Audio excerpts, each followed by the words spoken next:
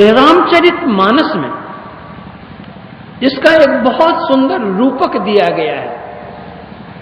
लोग इसको कथा रूप में समझते हैं, लेकिन यह रूपक है। क्या है? मर्यादा पुरुषोत्तम भगवान श्री राम उनके अंग संग साथ छाया की तरह रहने वाले लक्ष्मण जी थे। लंकापुरी में युद्ध होता है, रावण का युद्ध होता है, मेघनाद लक्ष्मण का युद्ध होता है।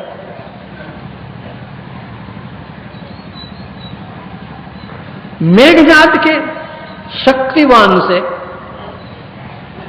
लक्ष्मण मूर्छित होकर गिर जाता है, बेहोश हो जाता है।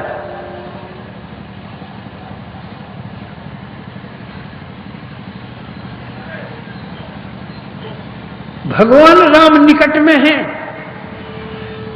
लेकिन लक्ष्मण को इसकी सुधि नहीं है कि राम हमारे निकट हैं। राम बेचारे भी दुखी हैं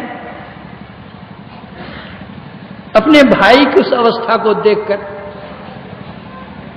और कहते हैं जो जनतो बन बंद बिछो पिता बचन मन तो नहीं वो। विलाप करते हैं, दुखी होते हैं, वे रोते हैं। लेकिन रोने धोने से क्या हुआ? कुछ उपाय करना होगा। क्या उपाय किया गया? लंका से सुखेन नाम के वैद्य को बुलाया गया। वैद्य ने लक्ष्मण जी को देखा, उनके शरीर में बाण लगे हुए थे, जहां तक पड़े हुए हैं बेहोश।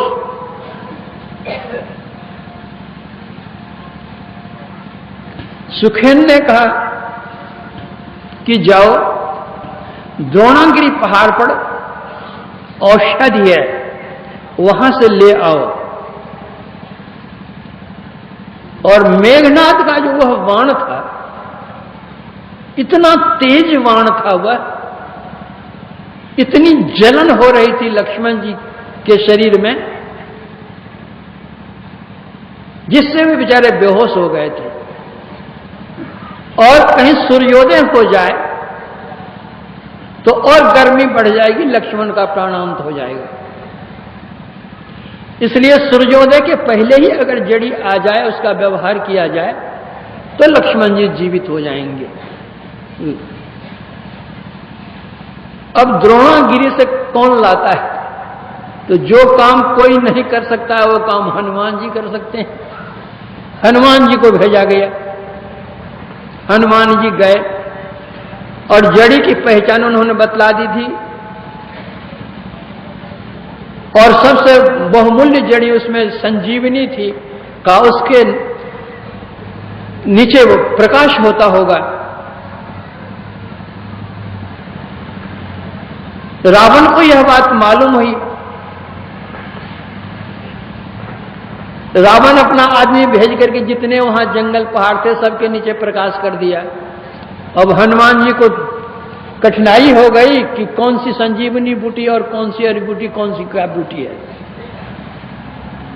तो हनुमान जी पहाड़े उठाकर लेकर वहां से चल दिए कि अपना पहचान कर लेना कौन है नहीं है। आ गए पहाड़ लेकर के हनुमान जी।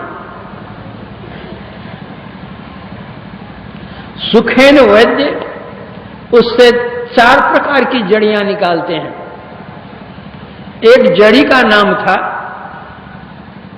विशल्य करनी, दूसरी जड़ी का नाम था अस्थि संचारिणी, तीसरी जड़ी का नाम था सुवर्ण करणी, और चौथी जड़ी का नाम था संजीवनी। पहली जड़ी जैसे सुंघाई गई लक्ष्मण जी को, तो उनके शरीर में जितने शल्य लगे और तीर घुसे हुए थे, सब तीर सब झड़ गए, भाले झड़ गए, जितने अस्त्र शस्त्र लगे हुए थे सब झड़ गए। विशल्य करनी उसके बाद जब दूसरी जड़ी सुंघाई गई उनको, वह जड़ी का काम था अस्थि संचारण करने का। हड्डियां जो टूट गई थी, ये सारी हड्डियां आकर के जुड़ गई, मिलकर एक हो गई, अस्थि संचारणी। तीसरी जड़ी सुंघाई गई उनको सुवर्ण करणी। अस्त्र शस्त्र तो निकल गए, हड्डियां जुड़ गईं, लेकिन शरीर पर घाव का दाग तो रह ही गया। जब सुवर्ण करणी जड़ी उनको सुंघाई गई तो जितने दाग थे सबके साथ दाग मिट गए, और जैसे गौर वर्ण के लक्ष्मण जी थे, सोने के समान चमकता था उनका शरीर, वैसे शरीर चमकने लग गया, सुवर्ण करणी। सब कुछ तो हो गया, लेकिन अभी तक प्राण आया ही नहीं है। तब जब उनको संजीवनी बूटी सुंघाते हैं तो लक्ष्मण जी की प्राण आ जाता है, होश आ जाता है, और देखते हैं भगवान है, और सब कुछ वो देखने लग जाते हैं।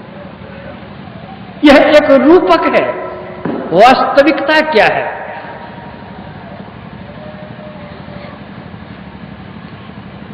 हरदम प्रभु रहे संग, कबहु भव दुख न टरे, भव दुख गुरु दे टारी सकल जय जयति करे। राम हमारे साथ हैं, लेकिन यह जीव रूप लक्ष्मण मूर्छित अवस्था में शरीर में पड़ा हुआ है, इसको ज्ञान ही नहीं कि हमारे बगल में राम खड़े हैं, कुछ पता नहीं है। तब सद्गुरु वैद्य वचन विश्वासा, संयम यह न विषय कई आशा, रघुपति भगति सजीवन मूरी, अनुपान श्रद्धामति पूरी, ऐ विधि भलाई सो रोग न साही, नाही तो कोटि जतन नहीं जाए।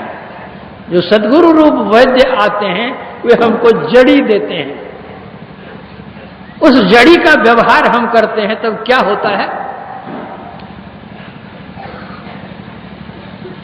लंका के सुखैन वैद्य ने 4 प्रकार की जड़ियां दी थी, तो संत मत के जो हमारे गुरु हैं वे भी 4 प्रकार की जड़ियां हमको देते हैं।